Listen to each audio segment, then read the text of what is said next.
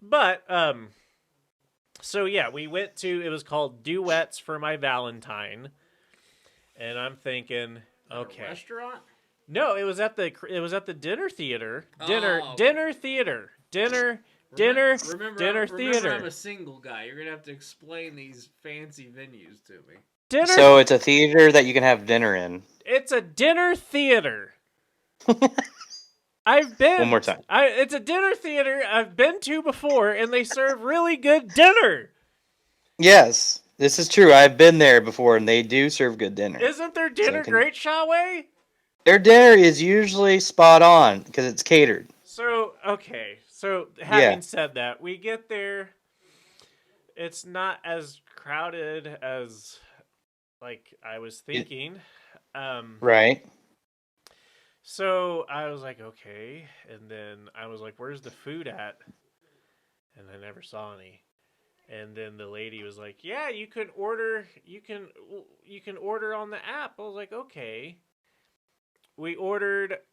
There was like a pizza, and it looked like it was advertised as much fancier than was going on. So I ordered. Well, can I ask you also what else was on that menu just to see what your options were? Like hummus, they had like Bavarian pretzels. Okay. It was a shitty menu. Like, were you at a bar? It was fucking bar food. Okay. It was fucking bar food. He was at the Stop. No, the Stop has better food. No, this was just straight up a Tony's fucking pizza from Walmart. Like, thrown in the oven. Like, I had to shit so fucking hard the next day. And I know it was because of the Tony's pizza. They charged a ridiculous amount for the Tony's pizza. But that's besides the point. I like, it was a dinner theater. They failed on one part of it. Like, they failed the dinner. I don't think Tony's Pizza is an acceptable dinner, not even in poverty times. This is why I don't date. So, there was the theater part. Okay. It was called Duets for My Valentine. Uh-huh. Did anybody do a duet? No one fucking sang a duet. It was interpretive dance duets. Oh. What the fuck? Interpretive dance duets and I'm sorry, like, they were trying really hard. There was one girl that was extremely talented, but it was it was not good. It was not good. No one, like, there was one lady who sang, and she had fucking soul, and she had a fucking great voice. She was good. She was like the 4th or 5th number. Everything else was shit. There were multiple times when people, grown adults, were fucking giving each other piggyback rides across the goddamn stage. Sounds like fucking piggyback rides. Sounds like Schwammy's New Year's. Oh man, that was a good time. So fucking Javier and I are there. We both smoked before we went, and she had a gigantic cocktail and she, by the way, not a drinker. I'm glad you said tail after that. I was worried for a second. Good gracious. Got cheated on Valentine's Day. How bad is that? Yeah. Rough sledding. But anyway, so she was fucking laughing, like audibly laughing, and we know there were parents of the performers and families by us. But I'm sorry, it was bad. It was the worst date. It was not worse than the toilets getting emptied date, but it was up there. Like, I'm glad Javier was there and it was cool. Like, she's great. That was fun. And then we got some like Freddy's afterwards. Well, if she's laughing during this whole show, I know that I would be making some fucking comments during that thing. And she goes, I wish Shawway and Andy were here. I would have been kicked out immediately. It was so fucking awful. I apologize. We would order Domino's or Marco's Pizza. I would have ordered Bob Barker. Oh yeah, some Pluto TV.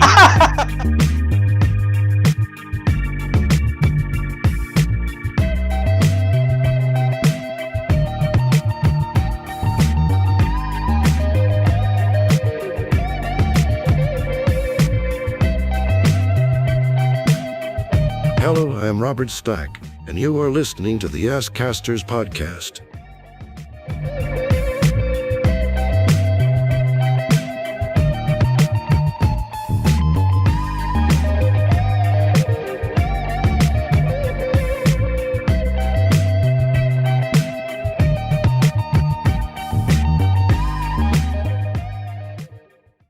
AssCasters! This is episode 32. There was no episode last week for multiple reasons. We have a new NFL champion. We have a new Jackson Mahomes TikTok. And Dan O'Toole, happy sobriety birthday to you, buddy. We have with us in person only Andrew, but it's not only Andrew, it's the Andrew. But it's only. Well, yeah, I guess it's only Andrew. And then on the virtuals, we have one Jay Shaweezy. How you doing, buddy? Good. You're talking through the discords right now, so talking through the tubes of the interwebs. Yeah, we're that cool, everyone. We won't get any dollars from that sponsorship shout out. And in about 15 minutes, we will have the one, the only, you've heard of him from the jungle, the Jim Rome radio show. We have Drizzel coming up in about 15 minutes, everyone. So, Andy, how you doing?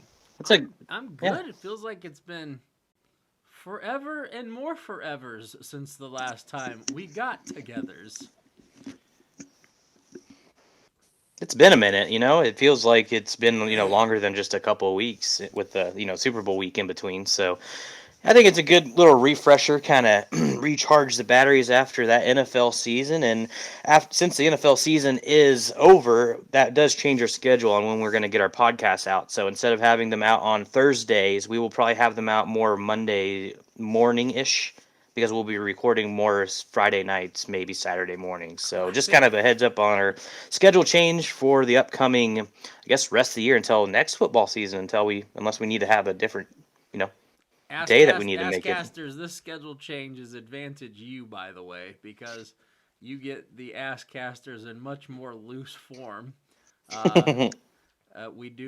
We have forever cussed like sailors, sober or drunk, but boy, when we did those Friday and Saturday podcasts, there was always the variable that something, including and up to puking live on a podcast, could occur. That is still our number one episode. Now, my goal... By the way, I've been telling people, if you're going to tune into our podcast, the first episode you have to listen to that's episode 6, by the way. So that's when I've been telling people to get on, too. My goal, moving back to this format of a weekend recording, is for me to puke twice during one podcast. I think Whose goal is this? It's mine. Oh, AssCasters, we're not... He's trying to lose weight. We're not advocating alcoholism. I am. To that extent. Okay, he might be, but his views are not representative of AssCasters Podcast LLC. I'm a sponsor, so you get me for the next 30 minutes regardless. Oh, boy. Oh, boy. Shawway, you're up in Hutch. What are you doing, Hutch? How was the cake frosting going? Well, the cake frosting from the King's Cake that we had for Fat Tuesday was pretty damn good. We didn't, neither of us had the little plastic baby that gets baked into that cake, so that's good news. That means I won't have children in the future. But other than that, it's just pretty chill week this week. I don't have any hockey games to work, so I'm just kind of laying low for the week. What is King's Cake? So it's a traditional Fat Tuesday cake that's found down in like Louisiana during this week, obviously for Mardi Gras. That it was a tradition that started during like the Roman times, but like kind of changed traditions in a way where instead of like they used to use a lava bean, but now they use like a little plastic baby, and it's supposed to like bring good luck and such like that, or fertility in some circumstances, like if you find it in the piece that you cut out of the cake. But it's a little, it's just something for fun to do, and it's just a nice little treat, I guess, if you would. But it goes along with all the gumbo, etouffee, whatever your heart desires to eat on this Fat Tuesday of Mardi Gras. I'd like to chime in on etouffee. Mm-hmm. Walk-On's etouffee was about the most disgusting shit I've ever eaten. Like that. Shame on you, Drew Brees. It was Drew Brees. Like, it was bad, man. Like, I will come in and cook an etouffee for you. Will you? I will. Are you gonna hand peel all those crawdads? I do it every morning. We're not talking about you unrattling your zipper. We're talking about real food here. Oh, well, yeah, that's only one crawdad, I guess. No, but okay, so if you're going to have etouffee, you got to go to the Cajun Shack out east at 21st and Woodlawn. Like, they have legit good Cajun food, and they're from Louisiana. Are not these people? That sounded very bad. Are these people from Louisiana? These restaurateurs in Hutch, Kansas, are they from Louisiana? Yes, they came to Wichita because of the Hurricane Katrina. So they are legitimately from Louisiana, and they decided to open up a restaurant in Wichita. So they're very authentic as it comes to Cajun and Louisiana food down from that area of the country. So it's really good food. I recommend it to anybody. And they have little other satellite restaurants called like the Chicken Shack, where they do like fried chicken, fish, alligator bites. I mean, they have all kinds of food. Like they have really good food, and I recommend it if you're in Wichita to check out the Cajun Shack and the Chicken Shacks that are also around the area. Holy shit, that was a whole ass Chicken Shack sponsor commercial. Yeah. Yeah. Well, fucking A. So, hashtag no free ads. So, since we've got maybe a couple of minutes here before our first AssCasters interview takes place with Drizzel, so tell me what you know about Drizzel, Mr. Shawway. Well, I'm trying to remember the timeline which we came across hearing him on the Jim Rome show because he calls in. I would say. Would you say maybe like once a month, maybe every other month, especially when other callers on that show call him out, but like he didn't really come into, I guess, the spotlight until maybe a couple years ago for me, around the 2000 or 2020 Smack Off time or the 2021 Smack Off. I'm trying to remember exactly when it was, but I just know that we kind of not only grown to like him as a caller because he is pretty interesting and has a unique style, but he's also from Wichita, Kansas, where we're from. So it kind of has a cool little local tie to a show that we all listen to pretty regularly, especially during the Smack Off time of year where we're it's like a mini Super Bowl, if you would, because we all take that day off. So, damn right we do. And he's been a participant in that in the last few years. So that's kind of why we wanted to have him on, kind of wanted to know a little bit about him himself and how he came to be kind of a fixture on the Jim Rome show. And Scrode, what do you know about? I do remember listening to him. Shawway, it was Smack Off 2020. Because I think Andy and yourself took off work. Andy and I think, bought golf clubs on that day. Yes. And we listened to Drizzel. So that's where I know him from. I also Andy has the keys to our Twitter account, and I this is how I believe we got him. But I kept seeing like Drizzel pop up in my on my computer when I was trying to work and stuff, and I was like, "What is going on?" And then, sure enough, it was Andy making the connection with Drizzel, and here we are, like our first call-in. Yeah, this is gonna be great. Like it's cool to have someone with that kind of, I guess, some like recognition, like on a national program, to be able to just interview, talk to, just kind of get their background and thoughts on things, and it's kind of neat for our young podcast. We're not even 50 podcasts in, and we're already trying to get some great guests on here. So hopefully we can start doing this on a more regular basis. I'm hoping that we can come away from our time with Drizzel today and know stuff about him that we didn't know before we had him on. So right. I think obviously we've got the Jim Rome background, but I think kind of what I'm curious to see is the stuff that we don't know about Drizzel. Right. And I think if we visit with him and can try to just focus on just kind of where he's come from and like how he's got to where he's at now. I think we're going to learn some things that are going to really shed some more light and maybe make him even more interesting to us than he already is. I know I've talked to you guys a little bit that I've heard him not only on Jim Rome, but he has called into some of the Wichita sports radio shows in the past. And so I can remember a little bit of some of those conversations when he's called in, and he's spoke more in depth about sports. And I'll give him credit. Like when he has made even his smack off calls, he talks more about sports than some of those other callers in the smack off do. So I know he's got that type of background, and I'm just kind of curious to see where that generated from, and how some of his sports allegiances came into play, and some of those other things. So it should be pretty interesting. So hopefully he'll give us a call here fairly soon. And if he doesn't, we'll just continue on and we'll talk about how the Chiefs are your NFL champions. Yeah. Yeah. So, good get by Andy, but honestly, he's the one who pursued, I guess that's a good way to put it, Drizzel on Twitter to see if he would be able to come on our podcast and, talk for a little bit and do a little interview. So good job, Andy, for getting that done. Yeah, Andrew. Well, I didn't really pursue him. I sent him like a drunk tweet. It got replied to. So it's not like it took a lot of time and effort. And our success rate. What did that tweet in, say? Sup, you up? Hey, girl. I said, hey, Drizzel, I'm a goofy white guy, but I still would like to interview you. Are you a vegetarian? There's a great churrascaria just down the way. Now, that is... You know that place, Fuga de Chow? All right. Oh, here we go. Hold on, unless it's somebody else from Arkansas. This is Andy. Hey, what's up with your man? It's Drizz. It is our man, Drizzel.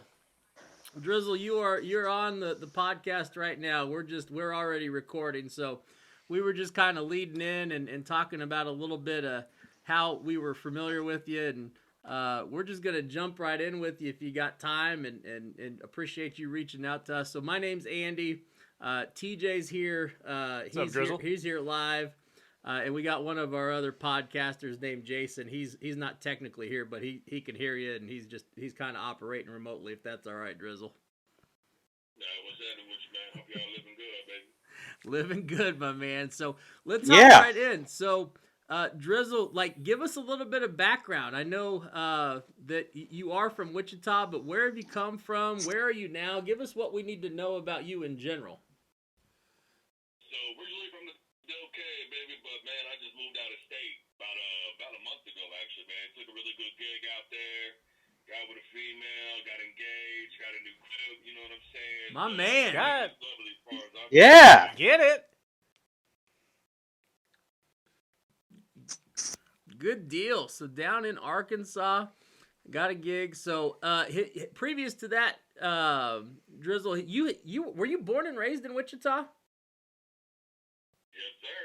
Well, I mean, technically I was born in Hunch. We moved to Wichita when I was like 5 or 6. So, I mean, and I don't know if Hunch really counts for nothing, but I mean, I moved out to the okay, and that's where I spent most of my time. I've lived around, man. I've lived in a few spots, KC, Omaha, Oklahoma City, toured around, used to do music and all that, you know what I mean? So, I've been around to Texas, Missouri, you know what I mean? Let's see, Virginia, Chicago, been to a lot of different spots though, man, but okay is home, smelling cooker Layton. Good deal. Well, congrats on the new gig out there in Arkansas. Parts of Arkansas are extremely beautiful. I don't know the entire state that well, but hopefully you found yourself in a good place that you're happy with, and congratulations on all that. So let's, if you don't mind, let's talk a little bit about that. I had thought, Drizzel, and correct me if I'm wrong, at some point, did you have a little bit of background where you were pursuing some of the media and you had a podcast or a radio show at some point, or am I just dreaming? So I studied mass communications with an emphasis on sports analysis at Butler, as a matter of fact. And, couple of awards from the Kansas Association of Broadcasters, obviously not under Drizzel. I mean, when you're in sports journalism, they don't want you to do none of that. But yeah, had some really good opportunities, man. I interviewed Hoist Gracie face-to-face, you know what I'm saying, co-founded the UFC. Sure. Some NFL Hall of Famers, some NBA Hall of Famers, some college football athletes that were on top of their game. So, I mean, I have my time, so to speak, man, but, the back parts of media that go into all that ain't really my flavor. You know what I'm saying? And they want you to do things and adhere to things that I don't necessarily agree with. And, I was interviewed by the ESPN. They were interested in me. And basically what I was told was, hey, man, I think you're going to get homesick. I think you're going to, want to go back to Wichita, et cetera, et cetera. And they told me that, they really love my interview skills, my personality, my diction. I'm very articulate when I speak, et cetera, et cetera. But I guess even though despite I was one of their top 3 guys that they were really looking at, for whatever reason, they just decided that, they thought I was going to get homesick. So, I had my fun. I've had opportunities, man. But, at the end of the day, it is what it is. I ended up where I was and made it out of that. And now I'm living the best life possible, man. Good. I mean, congratulations. So if you don't mind me asking, is the avenue that you're pursuing in Arkansas, it sounds like that might have been related to what you're doing professionally. Are you still working somehow with sports and communication, or have you got a different direction now? Yeah, no, man, I went a different direction in life. I mean, that particular time frame in my life, like I said, gave me a lot of really good opportunities. But I'm not willing to play ball with corporations and sports news information directors who want to try and dictate to you and expect you to do certain things that, when I studied mass comm, one of the first things that we were taught is technically the media, our first and foremost responsibility is to keep the powers and be a check.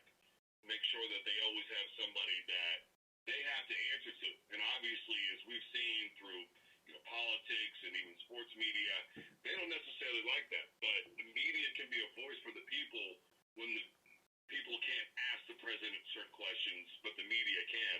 And unfortunately, a lot of what has become the media is an attack a president because he's right or left or whatever the case may be. And I just don't agree with a lot of those things. I don't agree with corporate America bearing down on people. I don't like sports news and information directors trying to tell me what questions I should ask their coaches or players. That's just not how I play ball. So, I bowed out of that. I had my time with it. It was a lot of fun, but, that's just not how I choose to get down. I mean, fair enough. So moving on to your experience with at least some of the radio that I know you're familiar with. I know a lot of folks will rely on the Jim Rome show to demonstrate how they know Drizzel, but I remember you calling into the drive here locally in Wichita, and I think even before that, I remember hearing you call in on Sports Daily. So give me a little bit of background where you kind of had a love for sports radio, even to the point where you started calling into shows. Well, really goes back to my pop, man. Everything goes back to him. When I was a kid growing up, man, I didn't have a lot of friends. You know what I mean? And, especially in elementary school, I just didn't have a lot. And so a lot of kids would turn to Dungeons and Dragons. And me, I did. My pop, he had all these, old cassettes that were full documentaries of Ali fights and full Denver Broncos games. And, he was a huge John Elway fan. And, man, I would watch them things religiously day after day after day. And I got tired of mediocre people calling into these shows that seemingly had no sports knowledge whatsoever, man. It's like, you guys learning everything from Madden or what, And it got boring, the same crap every single day. Me being from Wichita, not really a fan of Kansas sports at all, hearing the same old BS about Wichita State or Kansas K-State, or it was just like, there's 130 plus teams in Division I college football, but those poor guys got to focus on 3 or 4 teams. Well, it's bigger than that. Sure. And I just kind of got to a point where I was trying to break the monotony on my own. And so that's that's what I did, man. And I got tired of even listening to the Rome show, Matt in LA calling every damn day, and Rome just being gracious to him, man. And for what reason, nobody really knows, but it's just like at some point they deserve something different, man. And me calling into the Rome show was really more personal at that point than it was anything else, sleeping in my car and just needing something to lean on. And my pop, man, being gone, and that was one of the few things that he and I had in common with sports and his love for the Jim Rome show. So, my pop never called. I think because he was scared of getting drunk, Me, on the other hand, I got the balls, so I called up and was just like, whatever happens, happens. And I didn't get rough, obviously, and I just kind of stuck with it a little bit here and there. But, obviously sometimes, you got to take care of business and all those types of things, man. But, I don't know if that really answers your questions or not, but, sports is a love that I've always had. I don't think it's ever really going to truly go away. To me, Saturdays is for college football. That's my favorite thing, man. I'm going to watch college football from the first game to the last game, bro. So that's how I choose to live, man. Mm-hmm. Good deal. So that was one of the questions I was going to ask you, because one of the things we're going to talk about on the podcast here when we get off the phone with you, Drizzel, is we're going to kind of talk about where we're at now as sports fans now that the NFL's done.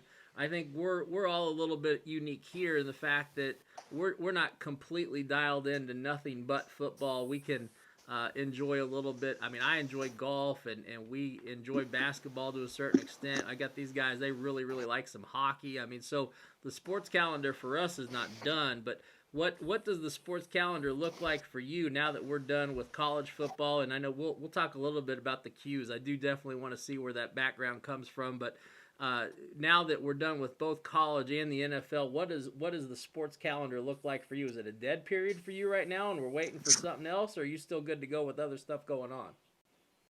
Nah, man, I'm a huge college football fan. I love the XFL, especially since they reformatted it. In 2020, they ran into an unfortunate circumstance where COVID hit, and they were really starting to hit, some height periods, man. I mean, they were gaining some real notoriety and popularity, and some of the rules that they've implemented are just so interesting to me. And they've done a very good job of understanding who they are. They know that even though they're professional, that's not the way people are looking at them. So kind of sticking with the collegiate things, one foot down equals a catch as opposed to the two. And then, of course, the conversions, you can go for 1, 2, or 3. There's no extra point attempts. Some of the different things that they do with, if you get it 4th and 15, you can get the ball back if you convert that. If not, the other team gets it on the 35 or whatever the case may be. A.J. McCarron, we saw him play, obviously, with the Battlehawks. The dude still looked like he could potentially play in the NFL. I mean, he was so crisp. And after how long of a layoff? And, The Rock has done, as much as I really can't stand the guy, he's done a very good job in keeping with what the XFL should be. And that is, we have college football. Now we've got another place where guys can go, play football, get noticed, and potentially go to the NFL. In the meantime, they can get paid to play their sport that they love in the XFL. And I think it's a good racket. Some of it's a little corny, like the Brahmas. Come on. Rock might as well just slap his own logo on there. But it is what it is. For the most part, man, I loved it. I thought Sunday was a hell of a weekend, and I thought it was a really great opening weekend. A lot of close games, some overtime games. So I'm into the XFL, man, and I'm going to be watching this Sunday. I don't have a team in it, but I just like watching good football. And to me, it looked like football. So that's what I'm into right now, man. College football, XFL, and then after all that's over, then, it's going to be a dead spell for me because, man, I can't stand baseball. Fair enough. So, if you watch the XFL game with A.J. McCarron, we're big fans of A.J. McCarron's girlfriend. Did they happen to show her at all during that game? Not that I know, man, but, to each their own, Brody. I don't even know who that person is. If I'm keeping them on and I don't keep up with everybody's lives like that, but, man, I got my own to live. If that's how you want to do my man, go ahead and do you, bro. Hey, man. Drizzel, Andy is very single right now.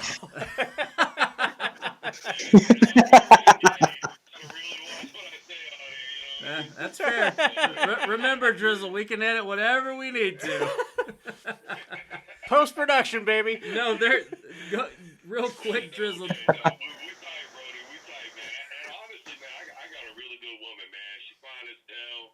You know, she treats me really good. She's got 3 kids. She's really good to those kids. She holds the fort down. She works her ass off. And, you know, we laugh a lot, man. That's kind of the main thing. And finally, I got her to watch Rocky with me over the last couple of days, and we just saw the first Creed movie. And so now we got to watch the second one. There you go. Obviously, so that way we know what's going on with the third one coming out. I can't wait to see that. She's more of a horror type flick chick, you know what I'm saying? She likes scary movies. She watches crime documentaries and all kinds of other weird shit that I ain't necessarily into. But I gotta flip her a little bit, you know, tit for tat, you know what I mean? Fair enough.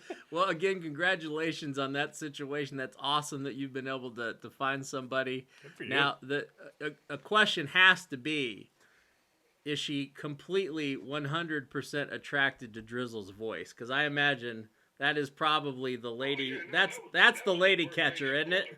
That's the lady catcher, isn't it?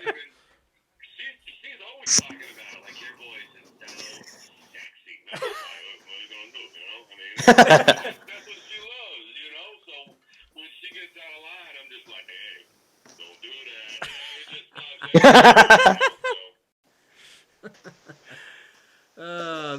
That is awesome. So we're here with Drizzel. He's famous from Wichita. If you know sports media around here, we're gonna spend a few more minutes with him, and then we'll let him go. So Drizzel, again, you talked extensively about some of the different places that you've lived in your time, and that you've got some unique followings as far as the different teams that you follow in sports. So give me a feel for like who are your teams? Who are the ones that you're going to bat for game to game? So I've always had 4 teams, man. Denver and Philly in the pros, and Syracuse and Nebraska in college. You know, my pop, he was a huge Broncos fan, loved John Elway. Me, man, the first time I saw Randall Cunningham play, that was it for me. And I became an Eagles fan. You know, they had that rough, nasty defense. I love watching that. And then, of course, you know, into McNabb. And McNabb is the reason why I'm a huge Syracuse fan. My pop, again, he was a huge Huskers fan. You know, Tom Osborne, especially those teams in the 90s. You know, I remember very vividly watching those football games, man. You know, they said the option was outdated, and Tommy Frazier just ran all over Florida, and they basically beat a Miami football team the year before that was pretty much a pro football team, right? And then Sure. a couple years later, ran all over Peyton Manning and the Vols. You know, I think it was 21-0 in the first quarter, if I remember right. I mean, they stomped the hell out of them. And, you know, so those have always been my teams, man. I like, you know, tough teams. You know, like in the NBA, man, yeah, I've always been a Jordan fan, and to me, he's the GOAT. But, you know, the Knicks, man, they played such tough physical defense. The Pistons, they played such tough physical defense. That was the way I played ball growing up. A lot of shit talk, you know, a lot of tough physicality involved in it, whether it was football or basketball or even baseball. I played catcher, you know, and I was just always running my mouth because sometimes you got to get in the head of somebody else, man. You know, Ali did the same shit. You know, that's what made him so good. Nobody ever knew if he was fucking around or not. You know, is he keeping it 100? Is he telling the truth? You know, I don't know what the fuck, you know, and so you never really knew how to take these guys, man. And people forget, Ali wasn't really well liked in his day. Absolutely not. They still hate him. Yes, especially for the Vietnam thing and, you know, him going to bat for his people and, you know, taking care of business the way that he knew how, man. But he had that voice and everybody abandoned him. I mean, people forget, Ali nobody had beat him at that point for the title. It was taken from him by the World Boxing Commission, and he was homeless for a while, man. And that was where the beef with him and Frazier came from. But, you know, regardless, the point is, man, is, you know, your mouth can get you in a lot of good things and a lot of bad things simultaneously, which you guys know I know about that on the Rome show, man. I got a lot of people that think, Drizz is where it's at. I got a lot of motherfuckers who give a shit less and think I'm just some, you know, dumb bum, but whatever, they can kiss the fattest part of my ass, you know. You know what I mean? They ain't been through what I've been through. They ain't survived what I survived. That's why I put on Twitter, man, you know, don't hate me because of who I am. Hate yourself because of who you could never be. A lot of motherfuckers couldn't sleep in their cars and figure a way out. They would need somebody to pick them up. And I did that shit, man. I worked 12 hours a day, and I didn't ask nobody for nothing. I didn't hear from my own damn family. I didn't hear from my mom. I was sleeping in my car, sleeping in homeless shelters, and these motherfuckers think they got something to say to me that's really going to impress me or hurt me.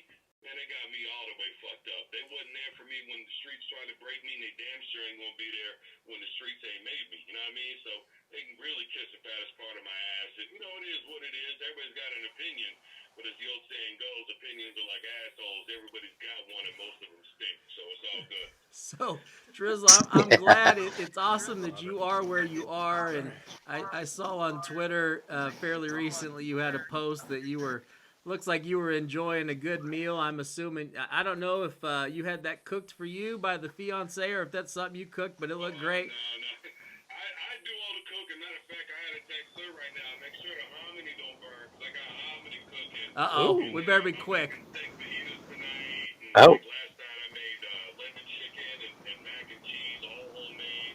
Ooh. Before that I made fried chicken sandwiches and fried potatoes. You know, so I cooked it up. I'm the cook in the house.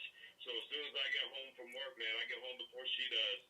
I go right to the kitchen, man. I don't even give a fuck what anybody want to say about it. I go right to that motherfucking kitchen. I start cooking that shit up for everybody, man. And it's guaranteed everybody gets fat around this motherfucker. Now, the final question I got for you, Drizzel, and then I told TJ and Jason I might let them ask a couple questions if they got them. But also, now you were cooking yourself a great meal. That looked phenomenal. But was that the longest yard that I saw on your Netflix? Yeah. No, that was the longest yard, man. I hadn't seen it for a while, and I was just like, you know what, it's on. Fuck it, I'll just check it out, man. I love both versions, but to me, the Adam Sandler version was so good. Not just because of the updated way that they did it, because of the reality, man. I got a lot of homies that did time, bro. Sure. A lot of homies, man. I know some motherfuckers that ain't never getting out. And I know some homies that got out, they've been in and out. I know some homies that got out and never went back.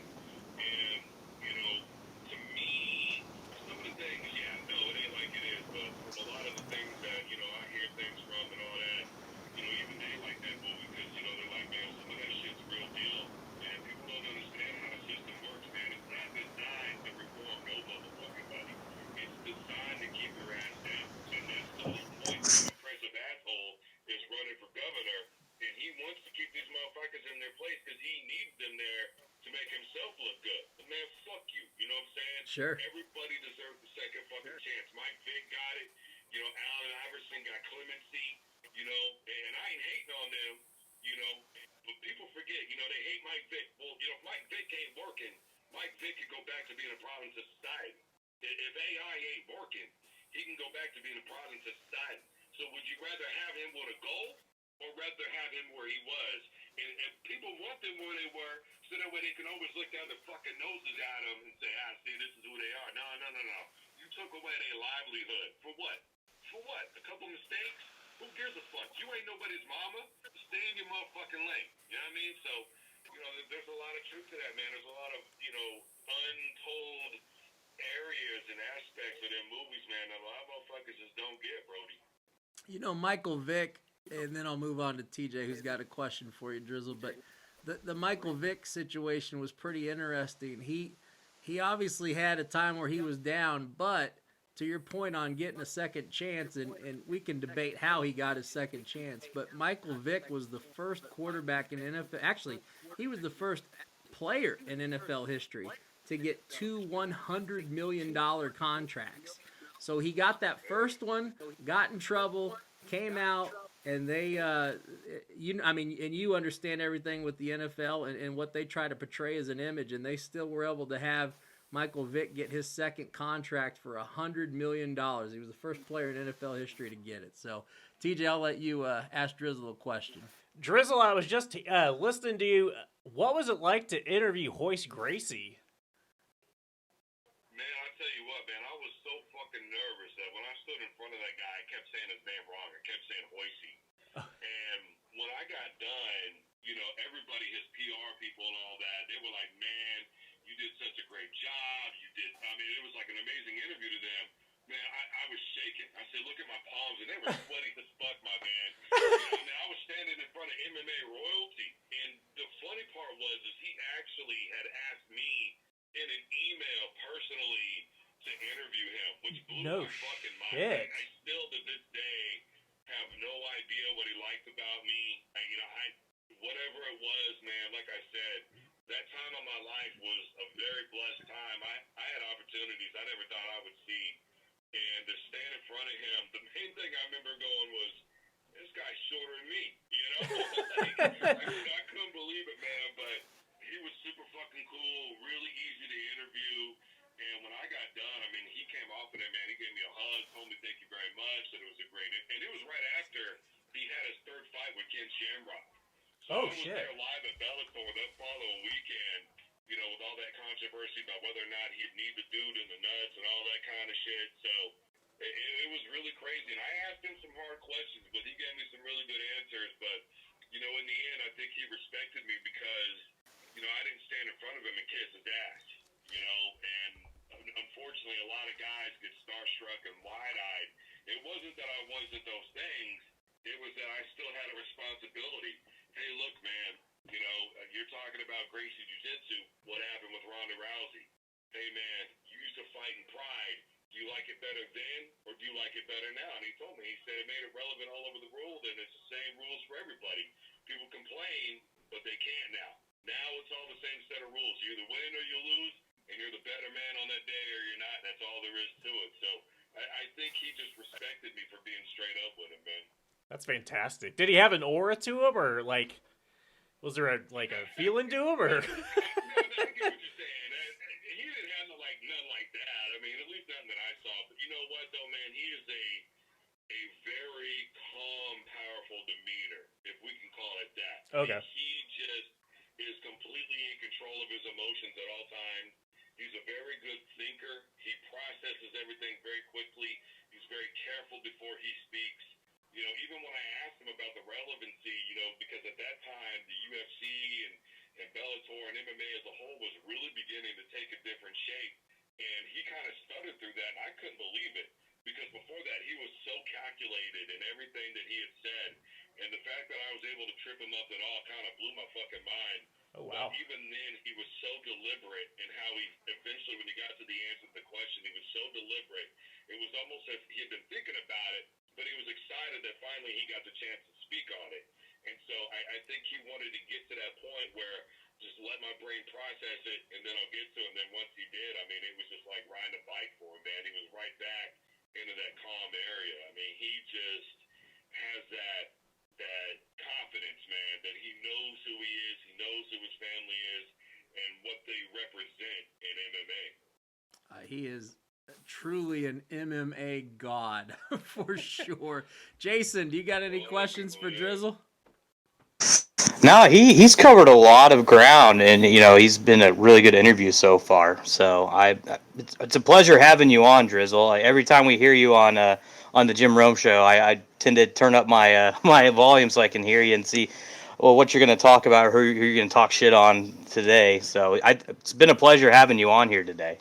Yeah, thank you so much, Drizzel. Thank you very much. I kind of fumbled the last couple times I was on there, man. I just, you know, not every time you're on there is a hit. You know what I mean? Shit happens. You get a bad connection. We can't all be Paul's dog. You start stuttering because, you know, maybe you don't take something as seriously as maybe you should. I probably shouldn't have responded to that motherfucker to begin with. I really wasn't worth my time.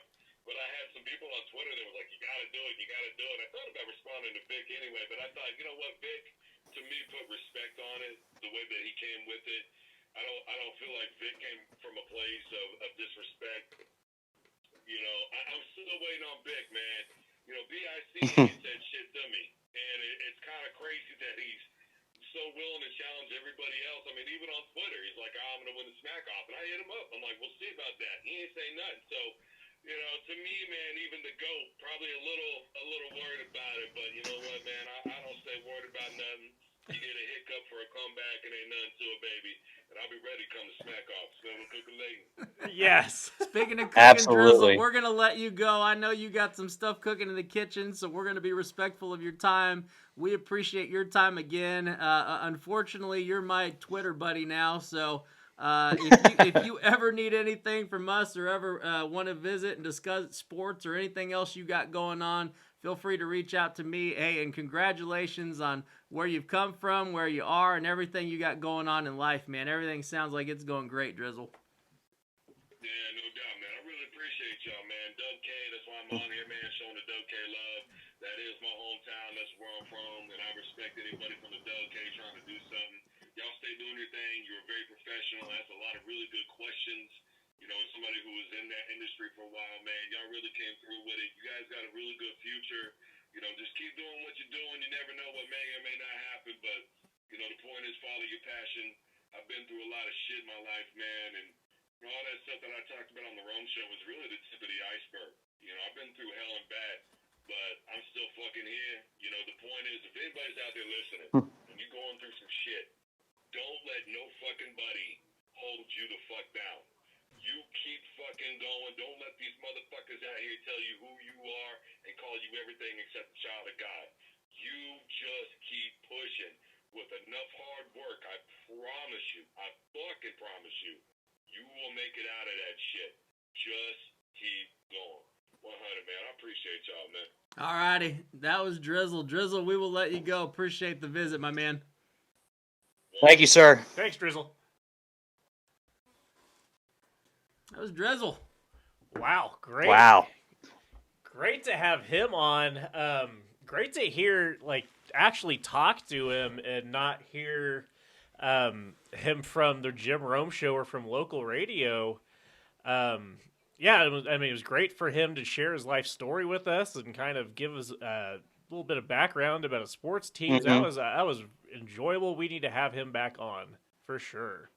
Yeah, he was very insightful with his answers, and he sometimes you just let guys go, and that's one of those guys where you just kind of let talk so you can just get some great quotes out of him, and he wasn't shy about anything that he was wanting to discuss. So Andy, great job setting that up. He was a good get for our first official interview on this show. So I was gonna try to have a list of things to talk about, but I just sat back and just listened to him. I really didn't have a whole much to ask more about him. Yeah, it was great. You didn't have to. Yeah, that was fantastic. Thank you, Drizzel. Thanks for representing the ICT so well.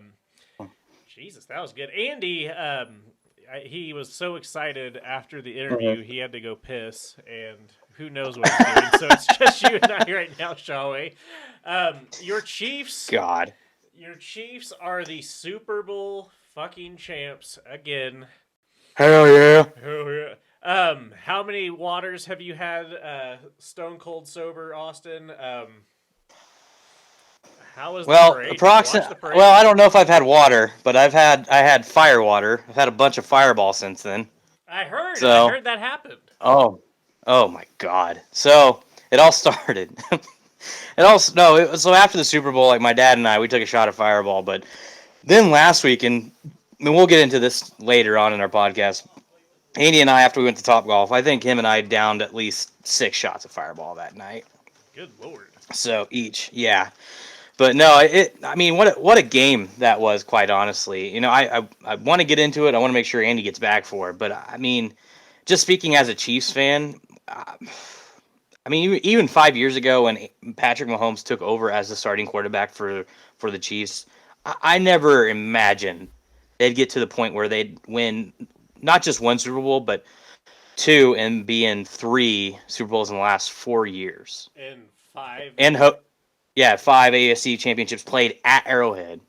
I don't remember the last time they lost the AFC West. It's been fucking. I don't remember. Well, if you ask all the analysts and experts at the beginning of the year, this was going to be the year that they were going to be 3rd or 4th place, and that the LA Chargers were going to take over that division. Just a bunch of fucking idiots all around who said that. Thankfully. Yeah, Bart Scott. Yeah. Definitely not TJ. No, not that guy. No. No, I said they would win the Super Bowl, man. That's what I found. I don't want to I don't know. I'm trying not to gloat because it is my favorite team.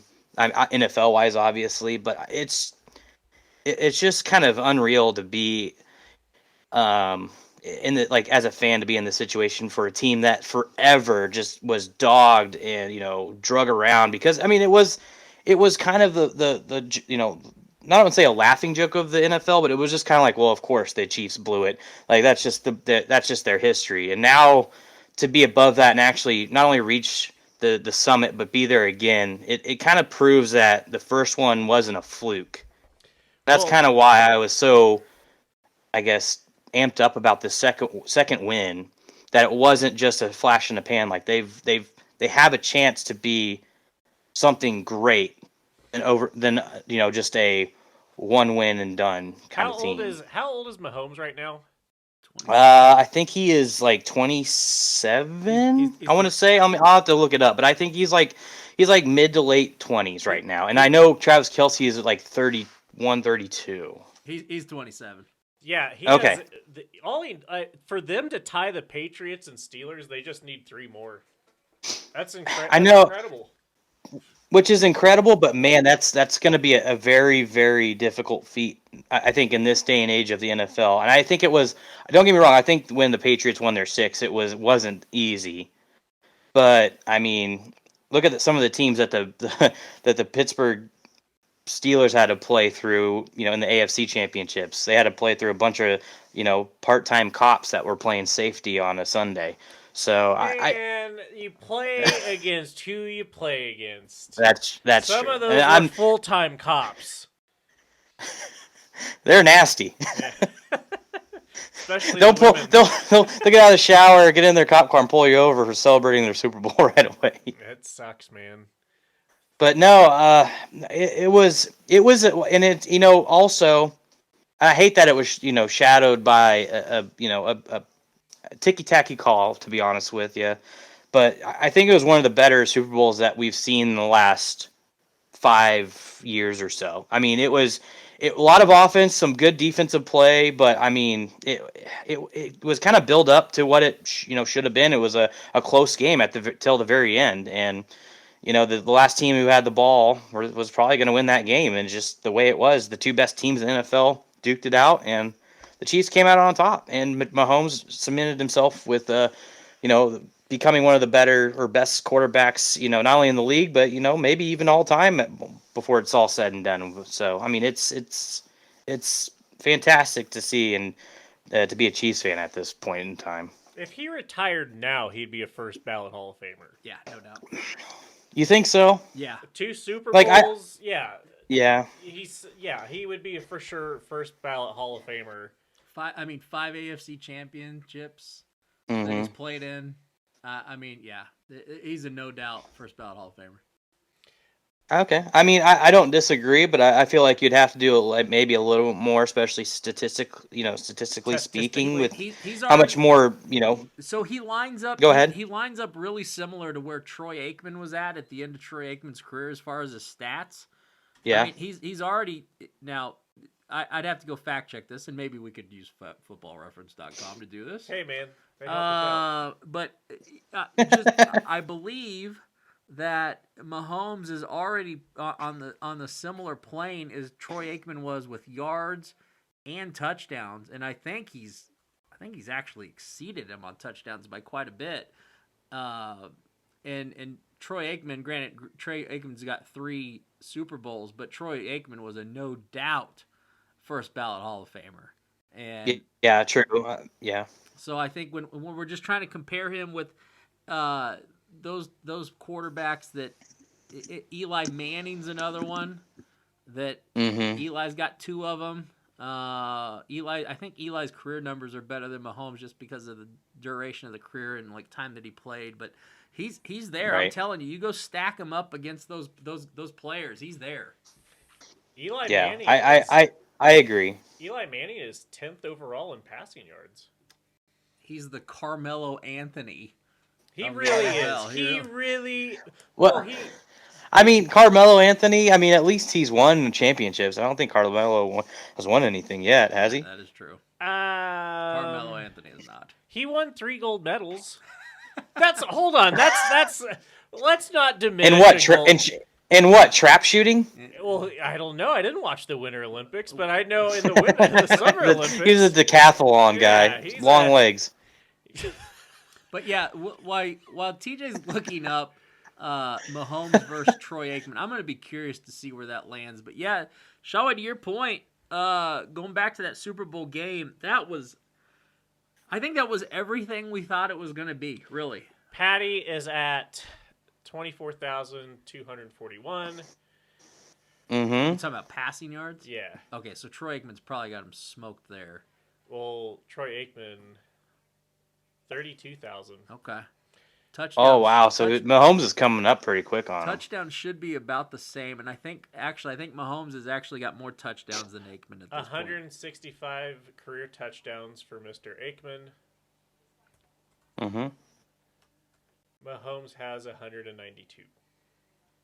Wow. Amazing. But would you say it's a different kind of football than it was back then? Like, it's always, I think since they were able to, like, they had a Emmitt Smith in that backfield, they were able to run the ball a little bit more efficiently and consistently compared to what they do nowadays, where it's all about like, I won't say air raid, but it's more of a passing league than it is a running game right now. It's a more developed league. Like I think you have to start looking, like we need to start looking at football in a proper historical context. We've been playing football for 100 years. Like, yeah, the game is still pretty fucking young comparatively to every other sport.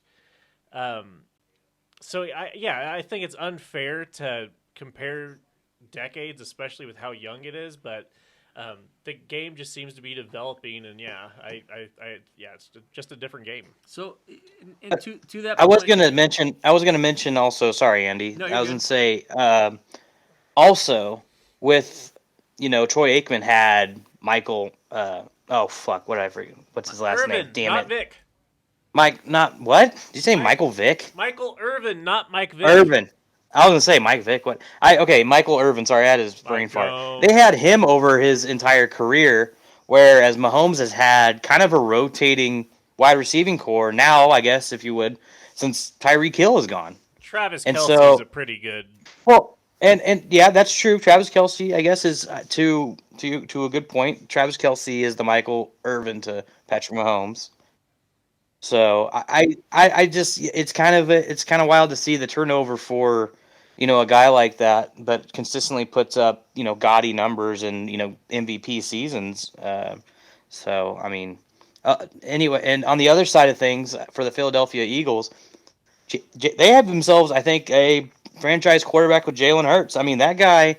He's a pretty good passer, but man, he is dangerous on his feet as well. So you don't know what to prepare for with that kind of guy. 3 touchdowns in that game. I mean, if he doesn't fumble the ball there, we could be talking about a whole different, outcome. By the way, on the document of accountability, which I still haven't populated, but I did say in the document of accountability, Jalen Hurts, anytime touchdown. So I will take a bow on that. Hey, Schwebby, here's another one. Going back to comparing Mahomes and Aikman. Career interceptions for Troy Aikman, 141. Career interceptions for Mahomes, 49. My God. So that's ridiculous. That's first ballot right there, baby. Just in that statistic alone, huh? Well, that's wild. I mean, I guess I thought he would have over 50, honestly, which is close, but still, those 97, 98, 99 Cowboys teams were so god awful. Like, let's just fucking remember how, like, when Troy Aikman had the concussion against the Eagles, we all know what everyone was thinking. He's not coming back. Good for him. Like, those teams were so bad. Right. I know why he threw that many interceptions. Like, See you in the show. Goodness gracious. The world? But anyway, I mean, and you know how they deal with concussions nowadays a lot better. So I mean, if he was able to overcome some of those obstacles, maybe he could have had a little better outcome or end to his career. But I mean, it's unfortunate, but it kind of was the beginning of the end for Troy Aikman, and he wasn't the same necessarily, and that's a shame because he could have had a little bit better career, still a Hall of Famer, not regardless, but still, I mean, you hate seeing guys go out kind of like that. Yeah, that was another one of those, like, hey, I fucking remember when that happened. Right. That was bad. I don't know, like, it was bad. I'm glad the Chiefs won. Oh shit, I'm glad the Chiefs won. Charlotte, Yeah. can you talk? Okay, there you go. Yeah. Okay, we're good.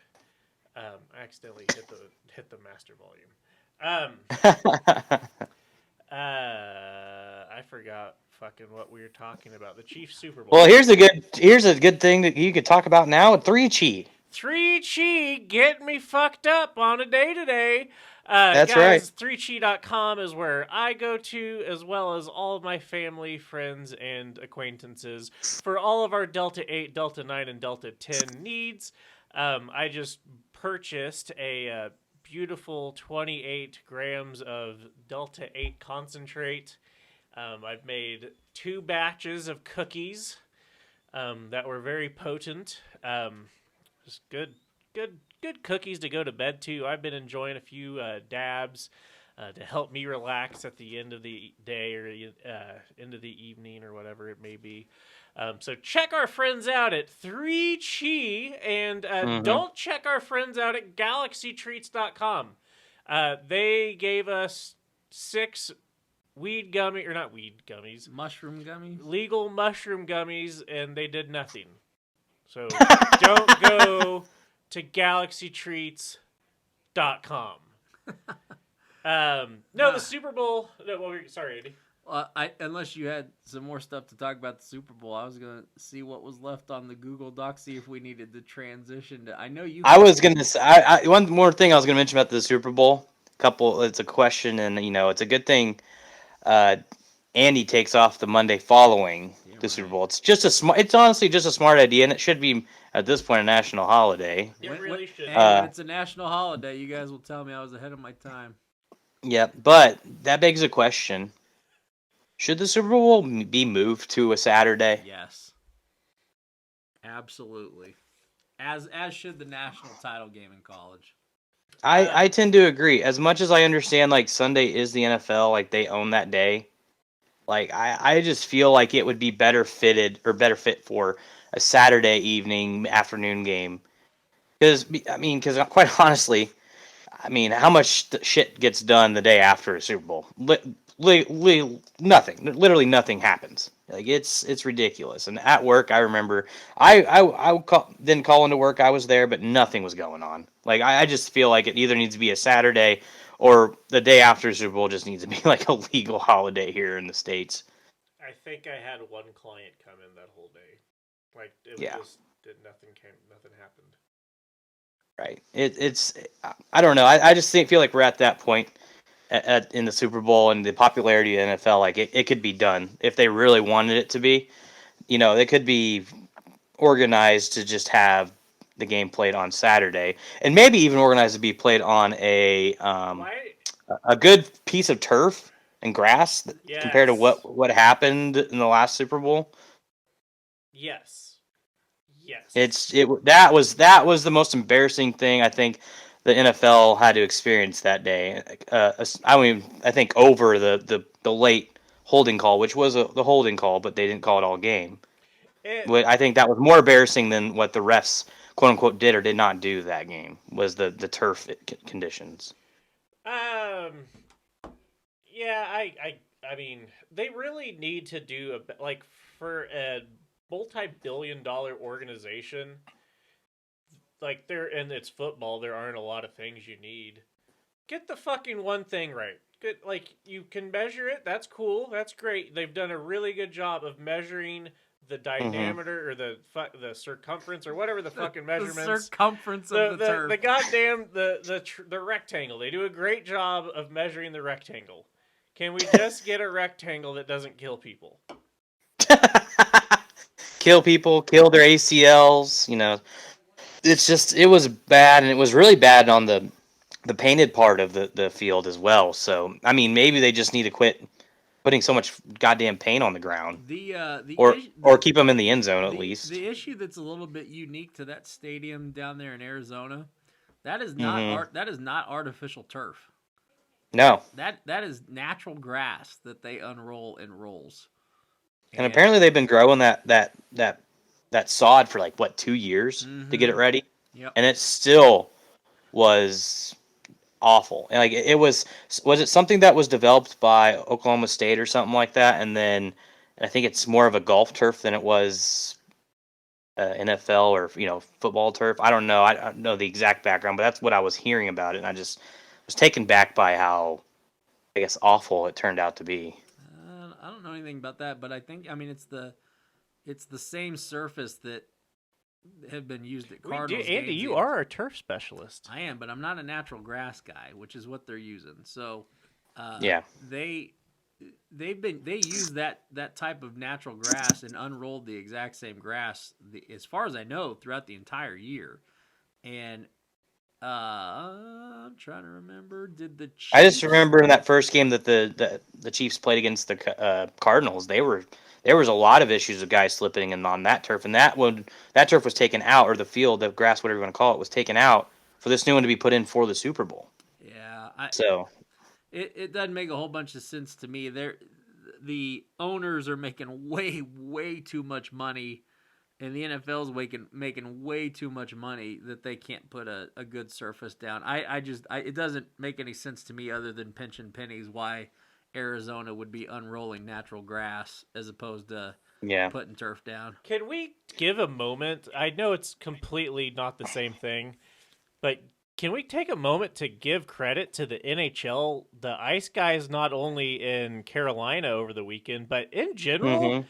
And I think the guy's retiring, or he did retire, but they have never had a problem with the ice that's been like, oh shit, we can't play. Like, they have always done an immaculate job of doing that, and I know they've had snow pile up, but they had, like, there's never been a moment where the NHL, like, the spotlight's been on the ice or any of it for those outdoor games. Well, this is... Yeah, Dan Craig with the NHL, he used to be with the Edmonton Oilers, but he's, like, their ice expert. And, yeah, he does a fantastic job making sure that those big events do not fail at that part of the game. So, yeah, it's a big undertaking, and the NHL has got it down to a science to be able to run big events like that, where the NFL right now has to wonder if they're doing the right thing with kind of the next couple of years or wherever the Super Bowl may be at, if it's going to be natural turf or it's going to be artificial turf that Andy sells. Well, even going to not some of the outdoor games for the NHL, but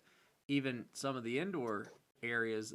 I remember when the Coyotes finally got to Arizona, there was discussion about how the ice was going to hold up. And me as a Vegas Knights fan, that was all the talk when they were getting ready to put Vegas into a hockey team in Vegas. They were worried about how that was going to hold up. They have never had any issues. I'm not calling you out, Andy, but like I would feel like more of like hardcore hockey fans like TJ and myself was really never worried about that being an issue. That's only an issue if the ice plant at that specific arena is going bad. Now it's a brand new facility, and I had no, I guess, worry about them being able to keep ice in a facility like that, and in an environment like a desert like Vegas is. So. You know where I worry about the ice being right? Where? Wichita Ice Sports. That's true. Sorry. So okay. Don't we all? You boys want to transition off? We've obviously gone off of the Super Bowl. We got anything else we need to tackle here? Did you guys watch the Super Bowl halftime show? Yeah, we got to talk about it a little bit. No. Yeah, I watched those. I watched those Smash Bro platforms that going up and down. It was pretty interesting. Okay, so two things. One, Rihanna's pregnant. Two, surprise. Did you see the dancer almost fall off the platform? I don't remember that specifically, but then again, I think because she was pregnant, it wasn't as a spectacular event as it could have been. Yeah. Does that make sense? I think it was interesting. It was different. I didn't mind it. It didn't wow me, but it wasn't bad. But I did not see that or remember it right offhand. But I do remember near the end where she was on the platform by herself, and I could see it kind of like swaying one side to the other, and I was like, is Riri gonna fall off here, or what's gonna happen? Yeah, I don't know, but yeah, I was glad that they didn't fall off. Yeah. ASAP Rocky, there's the segue I wanted to make. There we go. ASAP Rocky, congratulations, ASAP Rocky. You impregnated Rihanna, sorry. But a recent article from snobiety.com released a story, if I could speak today. ASAP Rocky apparently is an advocate for LSD as it treats different mental illnesses, and I think he was struggling with anxiety. Was he ever trying to pitch a perfect game in baseball? No, but he was having sex while on LSD, and he said at one point with his erect penis, he shot rainbows out of his dick, and he just talks about AssCasters, go Google or YouTube ASAP Rocky talking about shooting rainbows out of his dick. But yeah, you can shoot rainbows out of your dick apparently if you use LSD. I am excited to go use LSD. Yeah. I don't know if I'll fuck with that. I already get too fucked up with TJ's cookies. They're good cookies, man. Yeah, they are. I fuck it up. But no, that was pretty fucking funny. Yeah, goodness gracious. So, kind of getting back to what are we fucking talking about here, boys? We're transitioning from one topic to the next. So the show moving forward, Andy kind of touched on this with Drizzel. As we're exiting football season, AssCasters, we're not big XFL guys. Maybe with Drizzel kind of mentioning it and AJ McCarron's girlfriend. Drizzel could be our XFL correspondent. So I might I might drop a watch into the XFL over the next couple weeks. But for the most part, we are going to transition to doing Saturdays, so the episodes will come out on Mondays.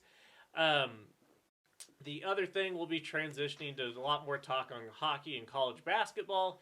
Andy, you exclusively bet college basketball this weekend, yes? I do. I've been betting quite a bit. How have you been doing? What have you been betting? How's it going, bud? So, live betting basketball has been treating me very well. Okay. There have been. Is there anyone that you've been betting on anyone in particular live betting, or just kind of all over the board? Kansas, I think KU's the best team in the nation, even though they're not ranked the best. And they were an underdog last night, and they won on the road against TCU. I didn't understand that. So KU has been one I've been on. I've also been on K-State throughout the season, although K-State here in the last 5 games or so is hitting a little bit of a roadblock. But right. The good teams in the Big 12, and there's a lot of them, but the top tier of the Big 12 is really good. Yeah. So I've been and will continue to bet on them. Houston is really good. So continue to keep eyeballs on them.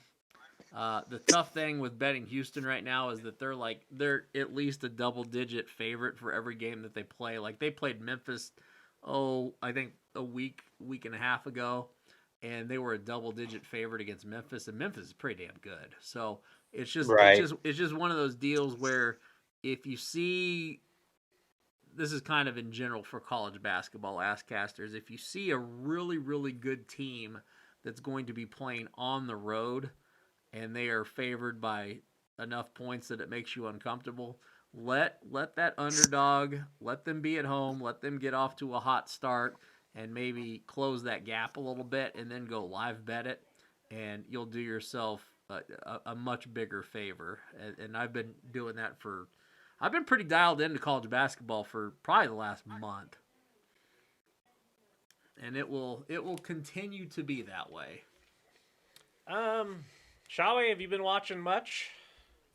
College basketball, here and there. I haven't been involved with it a whole lot lately. Obviously when Wichita State, a few years back was going to the tournament consistently, I was more I guess on the pulse of college basketball, but recently it's just been hard to watch and kind of keep track of that team. So I haven't been watching a whole lot recently.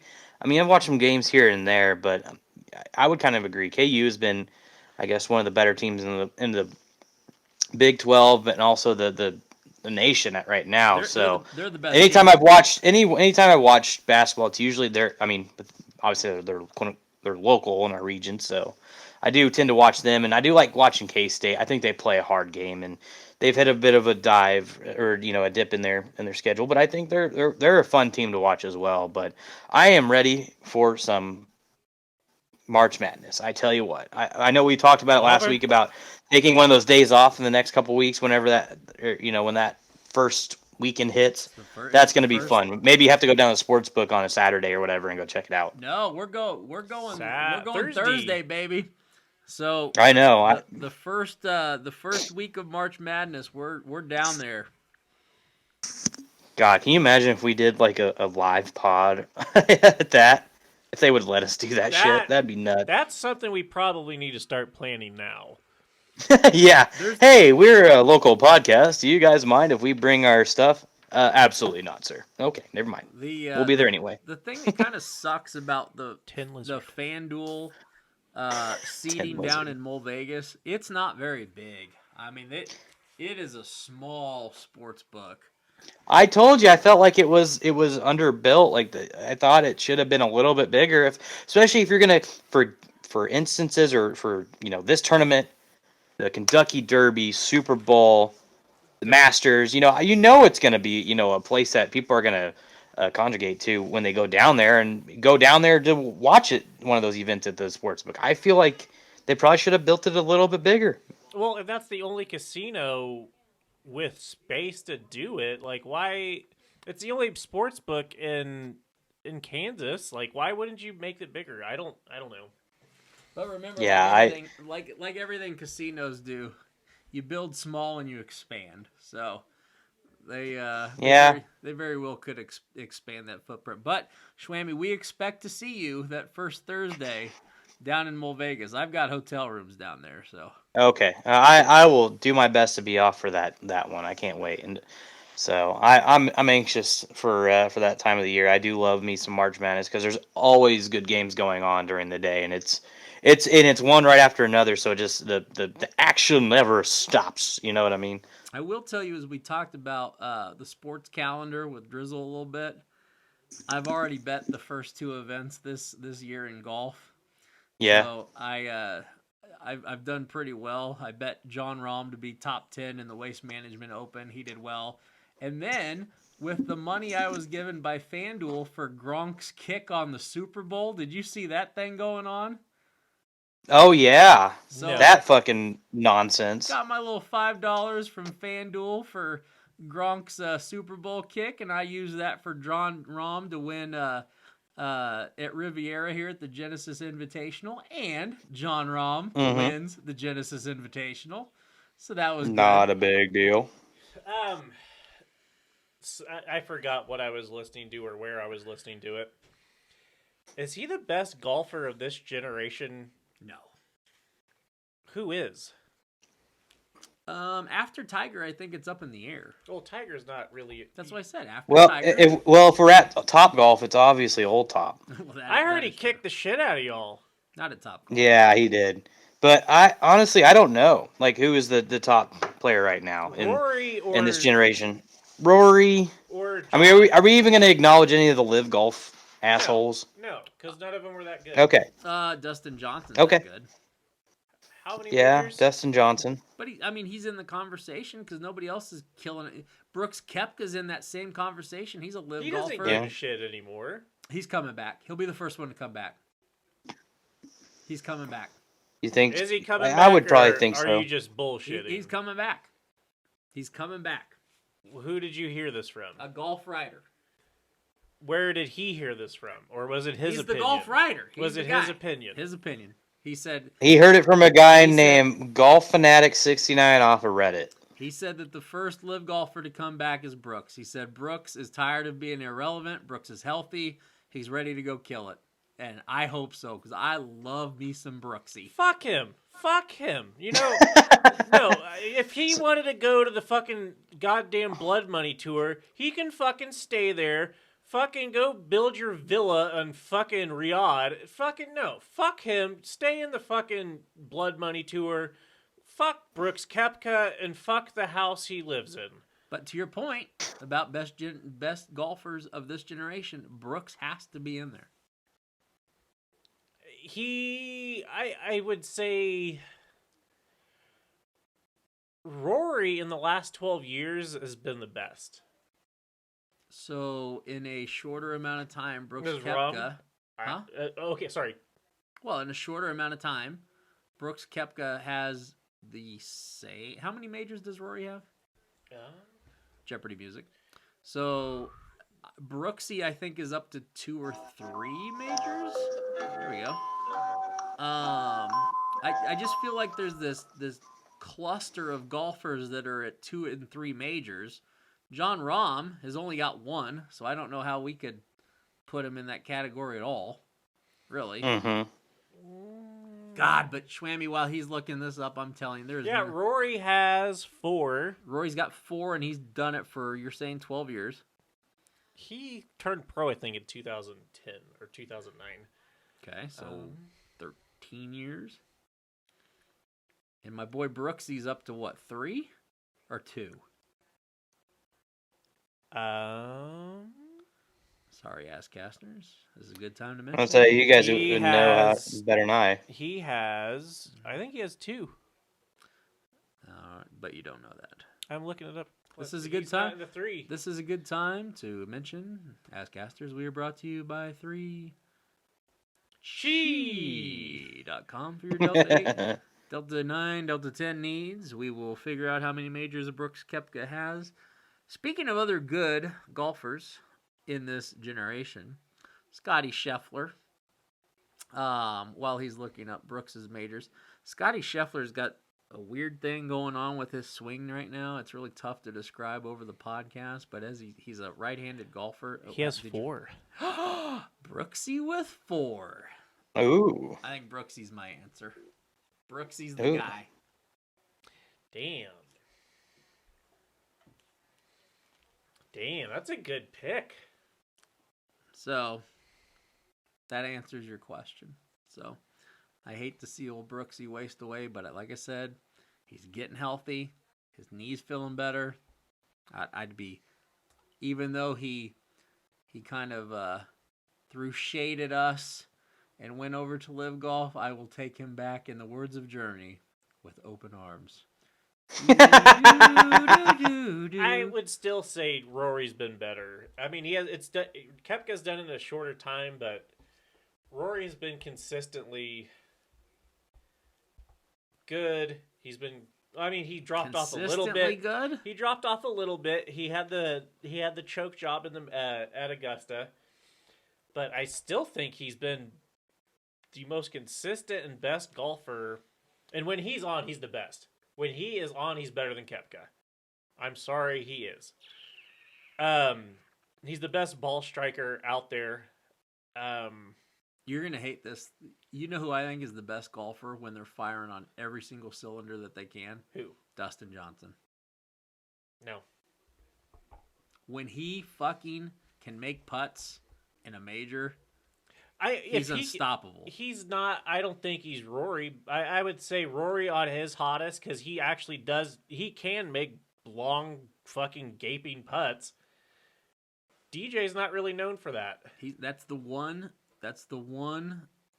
part of his game that when you get to a major, you're like, is he going to be able to do this?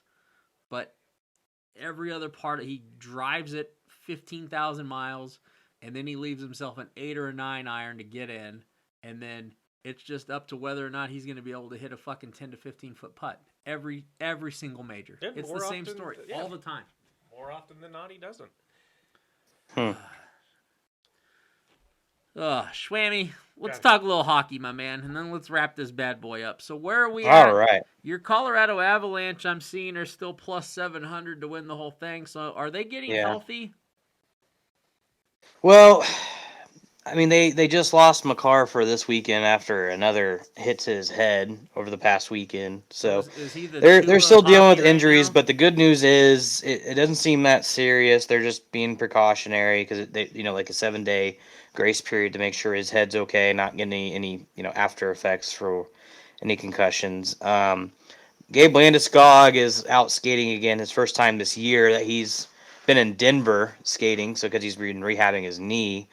But they're starting to get guys back in the lineup, trickling back in here and there. Josh Manson, a defenseman who they picked up last year before the trade deadline, good pickup. who made a huge impact on their blue line, is back on the roster after his injury bug, and so is Bo Byram. They're one of their young prospects that might be one of the up and coming defensemen in the league behind Cale Makar, but they're starting to get healthy. They're starting to play better hockey, as evident as on Sunday when not only were they down 3-0 to the Edmonton Oilers halfway through that game, but also down 4-2 and 5-3, and they came back and won that in overtime. So they're big guns. Nathan McKinnon and Mikko Rantanen. I mean, they're scoring at will. They're almost a point per game in the last few games. Like McKinnon had over 9 points or not over. Sorry, they had 9 points in 4 games last week.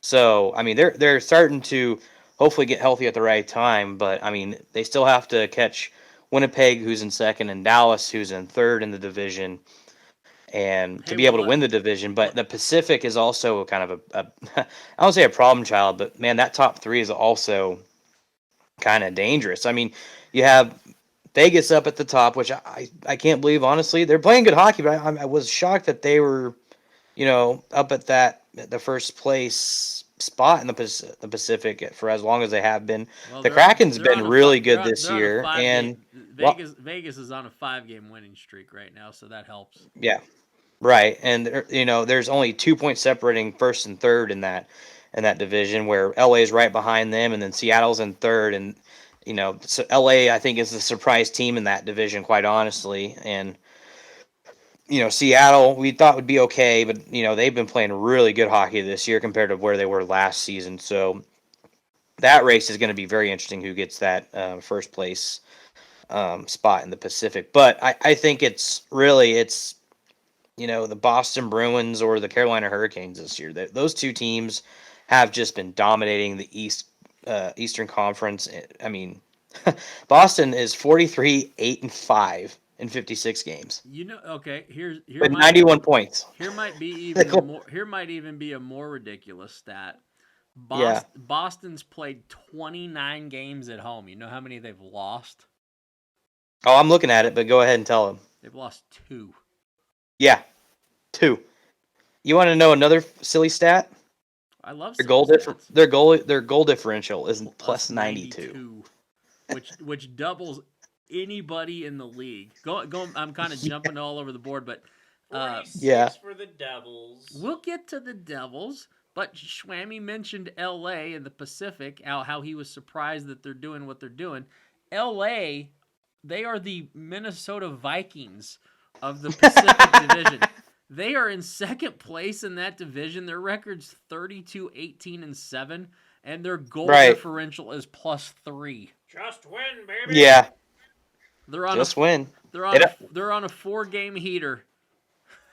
They don't ask how, they ask how many, and I guess that means Kirk Cousins hasn't been playing in that for him. And then back to TJ's point, in the Metropolitan, his New Jersey Devils are sitting there second behind Carolina with a nice little record, 79 total points, a plus goal differential of plus 46, and you got Jack Hughes back. Elaborate there, TJ. Hey, hang on, I got one more thing. It's very, as my brother say, it's very peculiar. They're 21-4-3 on the road, while they're 16-10-2 at home. That's very interesting. Usually that's flip-flopped. It's because it's New Jersey. We're young. It's trash state. Oh my good Christ. I wouldn't want to play a fucking hockey game there either. Okay, so you're young, so does that mean you don't like sleeping in your own crib or something? Like, I don't get what that means. He's talking to you, not me. What was the reference? No, we're just young. Like you said, they're young, so sleeping in a crib like they're babies or something. Well, the time had passed. What does that have to do with being at home? The time had passed. No, they're young. They get excited. They get a little too excited at home. They're right now losing to Montreal by 1. But by the way, if you want to live bet that, I would. No, I don't think this is their year. It's not. This is way too early for them. Not next year because Luke's gonna be there and Nemec. That'll be their first year. So when the fuck is the time? You have a limited window here, buddy. 2 years. It's professional fucking hockey. 2 years. Yeah, well, you don't want to peak too early, but at the same time, yeah, I mean, you can't just keep waiting for prospects to, make it to lineup. You have to win with what you have right now. Also, I mean, it's just part of sports. I mean, you have to win with what you have on your lineup, and I mean, you can't keep saying, "Oh, we'll get better in a couple of years." With that kind of mindset, then you're never going to get better. You have to try to win now. I think they're one of the 3 best teams in the East. I think with O'Reilly going to Toronto, I'll say the Devils are the 4th out. But they're still a fucking really good team. They score a lot of goals. They can come from behind. They go on the road and play very well. They have an all-star goalie. No, I think with the addition of Luke Hughes after April. How many Hugheses do you have? 2. I think that will be a huge pickup. Just having a little bit of offense on the back line. I don't know. I'm excited for the Hughes show. It's coming. It's coming. Coming to Newark after April. By the way, if you... Oh, go ahead. Sorry. I was going to say, Logan Cooley had a fucking amazing goal with Minnesota the other day. Yeah, fuck him. If you Devils don't fucking make moves to go win it this year, I'm going to be disappointed in you. Well, if Timo Meirer comes on... Yeah. Which is what it's sounding like it's going to happen. Yeah, it is, and I'm getting a half chub just thinking about it right now. But what about Palat? Like, has he, after his injury, has he played up to expectation after, their quote-unquote big off-season signing? I think he's doing well. He's producing. Yeah, he's just, that's a pretty studded lineup. Yeah. It's a pretty hard 6, but yeah, he's producing since he's back in. He definitely adds a physical component to everything. I think playoff times he will be huge. He will be. He's got 14 points in 24 games. That's not terrible, but no, but for being hurt, for being hurt and making your way back in the lineup, and he's a playoff performer. To give some context, Miles Wood has 18 points in 55 games. Hey, buddy, he gets in fights and shit. Wow. Wow. Wow. No, okay, so I think the Devils have a decent core, but besides Jack Hughes and honestly a Jesper Bratt, and I guess Nico Hischier too. That's a decent first line, but you're gonna need some bottom 6 and maybe middle 6 guys that are gonna have to step up as well, because it kind of drops off after Nico Hischier, quite honestly, as far as the depth scoring is concerning. So when Jack Hughes was out of the lineup, they were very a middle of the road kind of team. They were. I refused to bet on them during that downtime. I don't know. Nico has 52. Yeah, I guess there is a drop off. Mercer's young though. He's Tatar. Eric Holla, he's Holla. Holla. Thank you, Missy. Fabian Zetterlund has been a surprise this year. I'm glad he is working his way into the lineup and seeing minutes. I'm excited for the Devils' future. I'm excited for playoff time. The fucking East is so packed, though. I wouldn't be shocked or upset if they didn't make it. Right. But I would be upset. I wouldn't be shocked. No,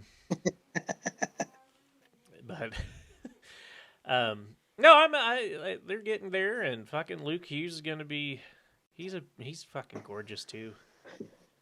Just skating. He's got in a fight the other night.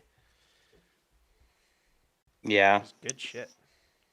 It is good shit, but I guess on the other end of things, as far as what do you want to call it? Tanking for Bedard. Anaheim and Columbus are the bottom 2 teams, with Chicago also tied at points with 2 points in them.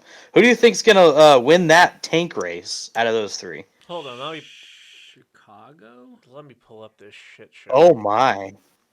Anaheim is a -96 in goal differential, and they supposedly have one of the best goalies in the league. That's a stinger. That is terrible.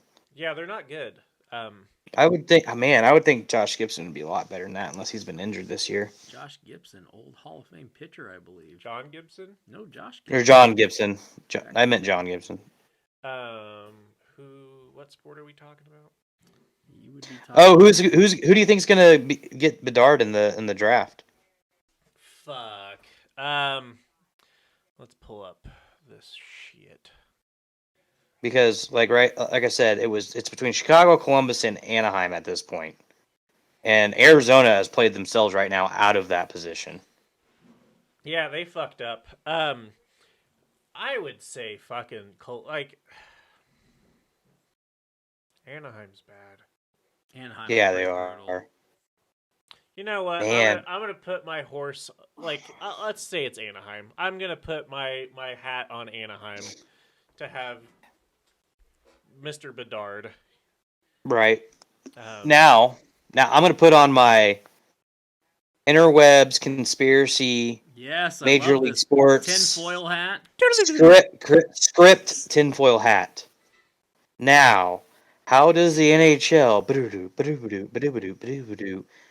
gets Chicago to be in that last position to get Connor Bedard on that team to be in a major market such as Chicago? They trade Patrick Kane for the draft position and something else. Okay. But that doesn't take care of the game itself that's in the script. Can I ask a really stupid question? Yeah. Is there any chance, with how bad that Chicago is right now, that Patrick Kane's not on that roster before the end of this season? Man, I don't know. Like I don't. No, I'm talking can they trade? I think his contract is a big issue because it's such a large contract that Chicago's gonna have to eat some of it. But is there a team potentially that is in contention or wants to be in contention this year that could eat the part of the Kane contract that they would need to eat and get him this year? I mean, I know it's kind of been joked or not rumored, but like it's been mentioned that Vegas or Dallas possibly, but they still would have to move somebody as well. So I don't know. Like I honestly don't know out of those teams, because they're part of the top 8 in the league right now, who he would approve to be traded to, because his top picks with Toronto and the New York Rangers are off the list. In Carolina, I don't know if that's possible. Fuck. But what I'm getting at is a couple things. If that happens, if somehow Kane gets offloaded, there's the answer to your tinfoil hat conspiracy schwammy of how does Chicago get to the bottom. Right. I mean, they could also shut him down for the rest of the year too. Sure, I mean, I doubt he would want to be, because that's a different scenario. I mean, that's more of a Taves got shut down because of his health issues, and I hope he gets better in the future. But anyway, continue your point. Fucking Kane has been really, from what I've seen on the Twitters, which is fact and yes, it's all facts on weight Twitter. in gold. It seems like Kane has been very accommodating and professional, and grateful to the city of Chicago and the organization while going through this "am I or aren't I gonna be traded" debate. I hope they do right by him, and I think they will. I think they'll trade him to a contender who, I mean, does he go to New York? The Rangers? Mm-hmm. I don't know if they have room. I don't think they do, but they haven't paid Capo, whatever. I think they've paid him, Capo, but they're not paying him much. I think they could Lafreniere. Yeah. Let me throw this tinfoil hat conspiracy at you. And I don't know, you guys would have to tell me based off of the budget and the cap and all this stuff. Washington Capitals have an extremely limited window of when and if you're picking up Kane for maybe a run for the rest of the playoffs and maybe one more year, if even that, is there any possibility Washington gets into that? Because they're out of it right now, but they're not too far back. I mean, they're battling for a final like wild card spot. I mean, if they could pull the trigger and somehow get Kane into that old decrepit Capitals roster and try to make one final run with the old guys, man, that seems to make sense for me. I think so, but at the same time, if you're out of that wild card spot, do you want to give up some of your future for a 1 or 2 year run? And I know Ovechkin only has maybe 2 years left in him, and same with Backstrom and who else is on that team. But I don't know. I don't know. I don't know if you want to. I don't know. Like, I don't think Kane would be playing on a line with Ovi, though. They're both left-handed shots. On the power play, I don't see how it works. I don't know. Because I'm sure that would be the thinking behind it, but they're not same-handed shot. I don't know. Yeah. It's going to be a very interesting, point in the next couple weeks and up until the deadline to see when and where or if Kane gets moved off of that roster. Like I just the two biggest options or best options for him are gone. And I don't know if he really has much else or any other desire to go anywhere else. I mean, maybe LA. I don't know. Buffalo? I don't think they have that big of a good of a chance to win a cup. I mean, he's from Buffalo. If he really wants to, and I mentioned that to someone the other day, a guy, Scotty Thomas. Thomas. Yeah. And I said, well, what do you think about Kane going to Buffalo? And he goes, no, absolutely not. Like he's like, I love the team that they have now. He's like, I don't want to try to give up the future for a quick, cup. You just never know. It may never work out. Not because I mentioned that's where he's from. Kane, that is from Buffalo. But I don't know. I don't know if that fits into their plans. I feel like it would be an interesting move, but I just don't know if Buffalo wants to make that move. Honestly, their core is so fucking good. Like I'm watching them right now get destroyed by Buffalo, or Toronto. Sorry. Oh shit! It's 4-0. Yeah, but still, their quick Tage Thompson is just fucking blossoming into a beautiful human being. I don't know the guy. Yes. He's just fucking scoring a lot of goals and shit. Well, that and he's extremely tall, and to be that big and to be that skillful with that body type, it's almost like like Mario Lemieux in a way. Yeah. Yes. Just like 6'6" and dangle ya. Yeah, it's ridiculous, and he has a great shot. So he's big, strong, great hands. I think his skating gets better every year. Oh, for sure. This year he's popping. This year. I remember he scored a hat trick against the Avs. I think the Avs won that game. If I remember correctly, but still, like I was just like, there's no stopping that guy at times. Like he can take over games. Oh my God, it's pretty crazy. Yeah, I think I was watching that game with you. Like, yes, he can take over a game for sure. He's a game breaker.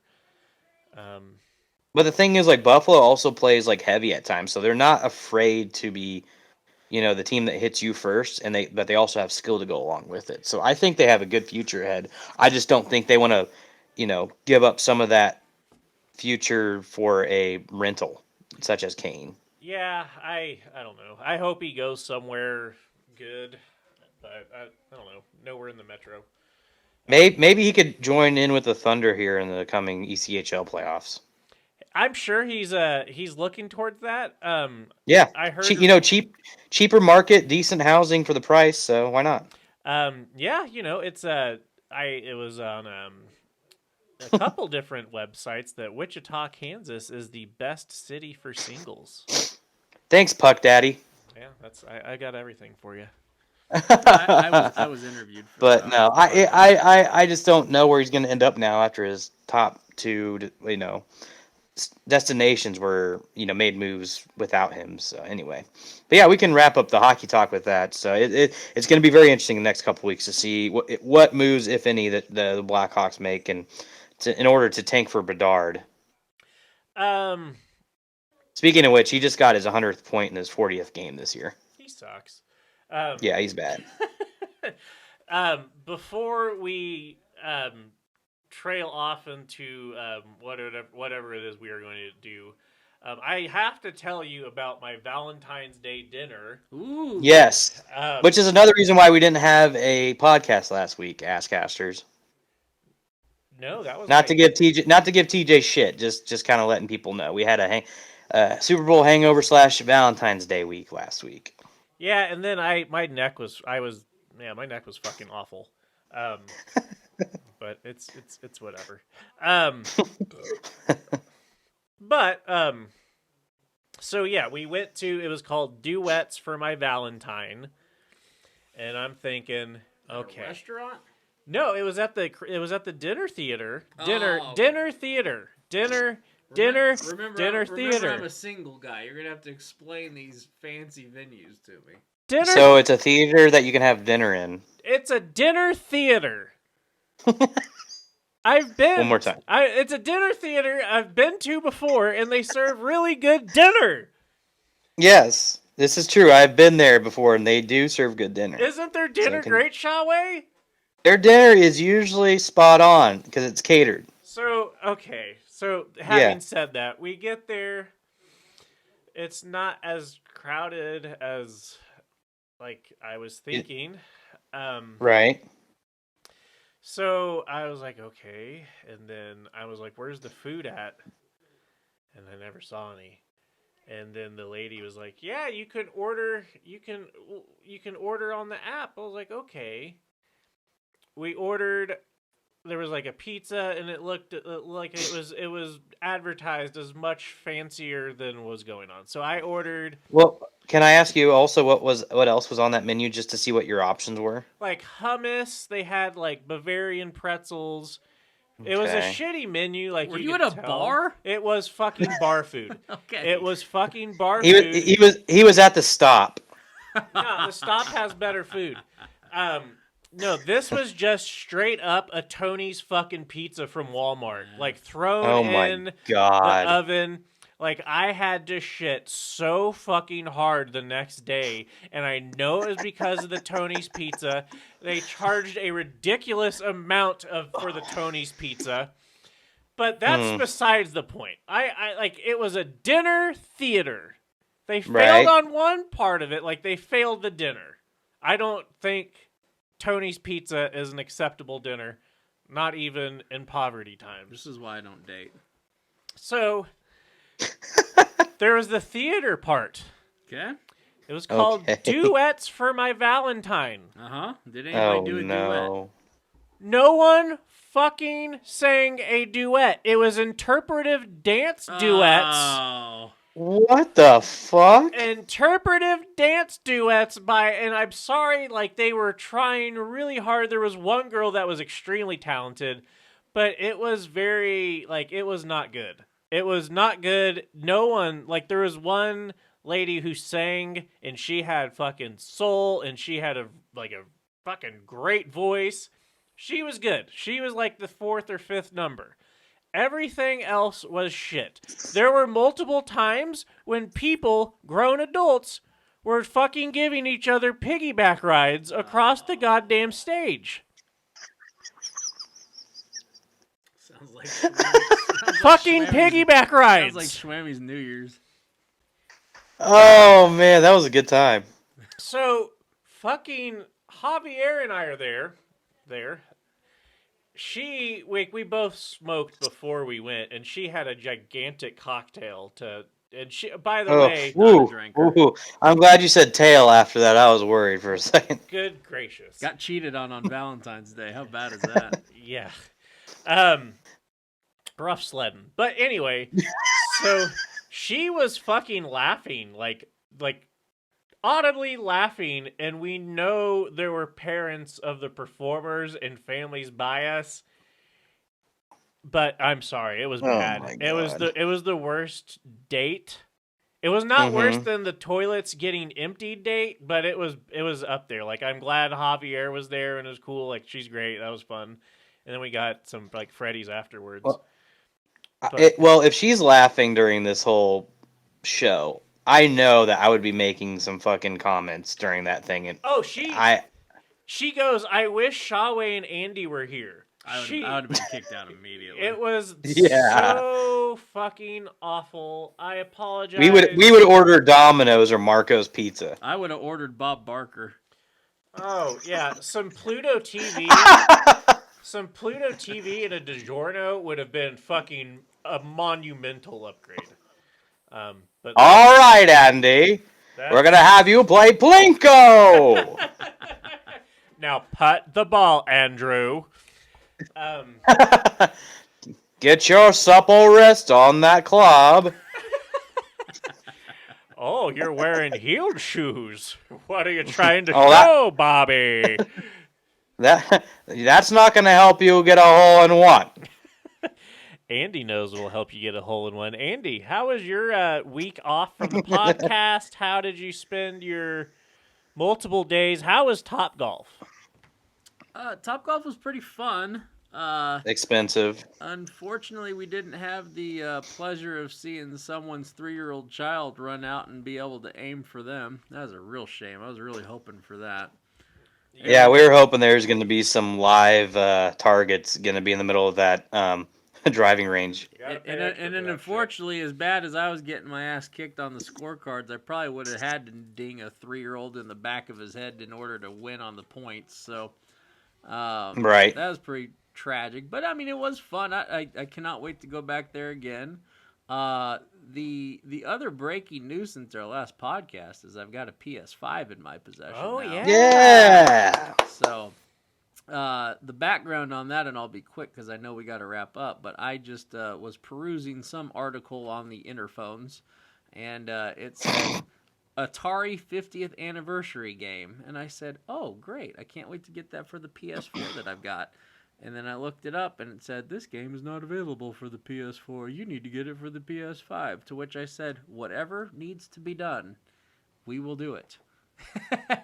and we acquired ourselves a PS5. So now I've got the PS5. I bought another game called Elden Ring, which your buddy Rebecca on Twitter, I know is a huge fan of because she tweets about it all the time. Shout out to Revy B. So that game I'm still trying to learn my way through. Apparently it's like the longest, most in-depth game that's going to take me like 18 years to beat, and it will never happen, but I'll try anyway for at least a couple times. I've got the most recent Call of Duties on my PS5, and I'm getting ready to download the newest 2023 PGA, which has Tiger Woods. So, and that newest PGA game is only costing $130.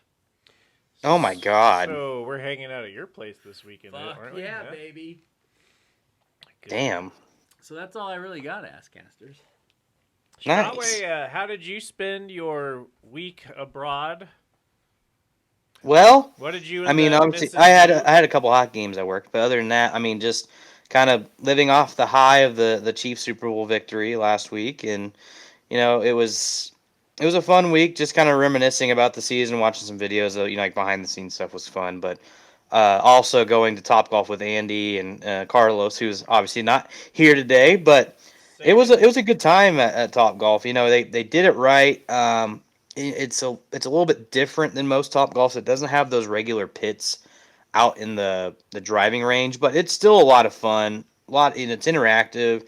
The staff there were great. Like forget the guy's name that took care of us, but he was quick with all of our food and drinks and service. He was great, and I forgot we were celebrating "quote unquote" Andy's birthday.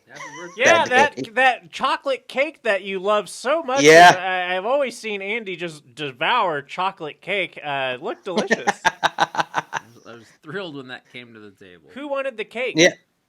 Well, it was more. Well, I think Andy. They asked you what occasion it was, and you just said it was for a birthday or something. When I booked the reservation, I was drunk. So once we exceeded like 7 people in the party, they started asking us what the occasion was for, and Yeah. I think it was like wedding, bar mitzvah, Oh. birthday, Damn circumcision. it. All these different things that are life events, and I was like, Vasectomy. yeah, Bar vasectomy. mitzvah. I was like, I'll take. Well, you can't get 2 vasectomies, but Snaps. I think I landed on birthday, and then I got a little worried when we got there, Schwammy. I don't know if you noticed, but in a couple of pods over, there must have been another birthday party, and then those people from Topgolf came out with the hello, happy birthday Spencer letters. Did you see that? I remember that. Yeah, I remember seeing that a couple times. Spencer? Yeah, they were like, all right, now it's time to sing happy birthday to Spencer. And then like you had like 8, I don't know how many letters are in Spencer, but you had 8 people holding up the letters of Spencer's name. And I was like, I told that guy that was grabbing us the drinks, I said, do not do that. I was like, I don't care. Do not do Spencer over here. So luckily we avoided that. Do him in the bathroom like a dignified adult. But they still snuck in and gave us some chocolate cake and some ice cream, and it was unavoidable. But we got to hang out with Jake the coral snake that we mentioned in a previous podcast, and his new girlfriend and his kids. So it was a fun little evening. We did. Jake the coral snake. Yeah, that was a good episode. Yeah, it was. So. Goodness gracious. But anyway, no, it was a good weekend, and it's gonna be a nice little week this week with the weather turning nice, and it's gonna be a nice relaxing week that I may have to come back from Hutch to come play some video games with you guys on Friday. We'll see. Please do. Yeah. Because when it's great weather outside and spring is blooming, remember I'll be inside in the air conditioning playing Call of Duty. Where it's dark and gloomy. With your jeans and your pullover on. Damn right, baby. Quarter zips for days. I've gone to my lighter black pullover. It was about 60 degrees today, so I made sure I got rid of the Forever Lawn pullover, and I got rid of the lumberjack one that sometimes I wear when it's really cold. So I'm back to I'm in the words of AC/DC, I am back in black today. Attaboy. TJ. Hey, what's up? Final thoughts.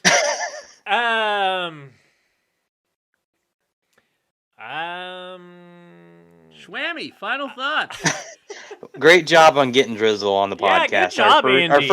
Our first official interview, and it was a damn good one. And, thank you, Drizzel. I don't know if a lot of our people, our listeners know Drizzel, but, obviously I feel like a decent amount of people know who he is from, like you said, Jim Rowe, maybe our local sports shows that he has called into, but just a great get. And gosh, he was great. Like, he just gave a lot of insight to him, his self, and it was really interesting to hear, and it's something you don't hear when he calls into those shows. So good job, Andy. We got to reach out and have him on again. That was good. I think so. Good job, Andrew. Again, it took a whole bunch of effort. It was literally one tweet. Well, Andy, final thoughts? Final thoughts for me is that as I was perusing Hulu, they have multiple outlets now where you can watch some of the old original Unsolved Mysteries now. Ooh. So Netflix had done a revamped version of Unsolved Mysteries, which is amazing. Obviously without R.I.P. Robert Stack. But as I was doing a little bit of searching into seeing if they had updated Unsolved Mysteries anywhere else, it is on Hulu, and it is also on Tubi TV. So when I got a little too drunk to hold a AK-47 in Call of Duty, I rolled over and I had the dulcet tones of Robert Stack talk about crimes from the mid-'80s. God, it was amazing. I can't wait. I need to check that out. Again, it's on Hulu and on Tubi. Nice. I think we heard from Robert Stack earlier. He isn't he going to introduce this podcast at some point? Yeah, Hello, he I'm always Robert Stack, he always and you are introduces, listening to the AssCasters podcast. There he is, man. Hey, there Rob. He is. Yeah. So up, we've Rob? teased this. I'm sure. Oh boy, don't play the whole thing. Okay. So anyway, that's all I got, TJ. I was glad I missed you guys. It was a long week of being with Lore Tabs, but I missed you guys, and I'm glad. I wish I knew a girl named Laura Tabs. I'm taking Lore Tabs out on a date. Shaweezy, got anything? Nope. Go Chiefs. Go Patrick Mahomes. AssCasters. Let's go. Sorry to cut you off, shall we? You're good. AssCasters, we are out. See ya. Thanks, Drizzel.